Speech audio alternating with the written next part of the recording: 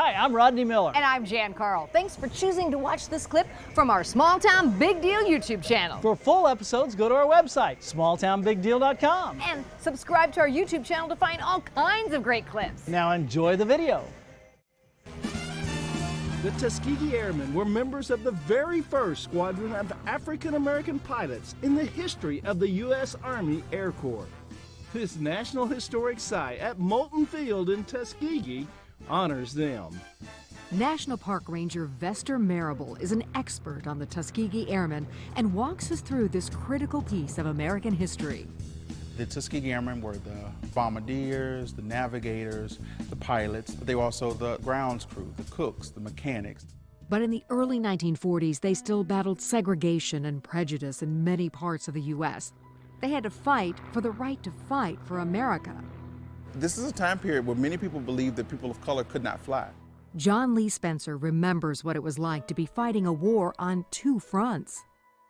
We were outsiders, and we was trying to break the color barrier, get into the fight, and we wanted to prove ourselves that we was good enough to be one of them.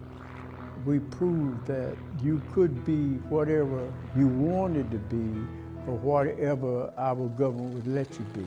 And if what you wanted to be was a military pilot, then it all started here in Tuskegee. Where we're standing right now is actually in front of what we call the J-3 Piper Cub, and this was one of the beginning trainer planes that the Tuskegee Airmen would have used. It's basically a stick and rudder aircraft, very basic. It gets you off the ground and lets you learn how to fly. And while there wasn't much support for the program, in the spring of 1941, the trainees had a very famous and very important visitor. First Lady Eleanor Roosevelt visits and then flies with one of the flight instructors. She lands and utters some iconic words, "Well, it looks like you can fly all right," and the rest is literally history. There were 13 candidates that originally started in July of 1941. At the end of the very rigorous program, 5 of them earned their wings. As the pilots developed, the planes got bigger and more powerful. Once you get to Tuskegee's Molten Field, you'd go from flying the J-3 Piper Cub up to the PT-17 Stearman. And now this is your big baby. So That's a lot more powerful motor. It's got a lot more. The Continental engine, and some were even made by Rolls-Royce, gives you that vroom that you would expect to hear from those planes. What's that called? What is that That again? vroom. Once you finish in Hangar 1, you get to Hangar 2, and you see the plane that brought them so many victories. This is our P-51 Mustang D. These planes were like supercharged compared to what they were flying with earlier, which would only go maybe 100 miles an hour, and these go over 400 miles an hour. That's right.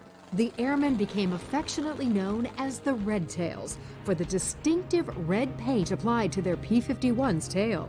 This was a symbolic piece that showed that their accomplishments were finally being rewarded and were given a chance to really prove what they could do. And prove themselves they did. Men of the 99th have a brilliant record. As can be seen in the documentary at the National Historic Site, the Red Tails flew over the skies of Europe, protecting the bombers with incredible results. In over 1,500 missions, the airmen shot down 112 enemy aircrafts. No more, no longer could that myth that the black man could not fly and fight. They can do extraordinary things. And this they did there on the beaches of Anzio.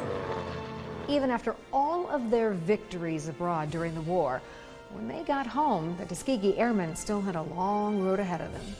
So the double V here. The double V stands for Double Victory. It was a campaign that began in 1942 to promote the fight for freedom and democracy both overseas and on the home front. Even though it was segregated, we were still Americans, and we had a land to fight for just like anybody else. The contributions made by the Tuskegee Airmen was an important step in the long march for equality and civil rights that would follow. Tuskegee Airmen came home and became involved in the struggle at home. And as a result, they changed the condition at home.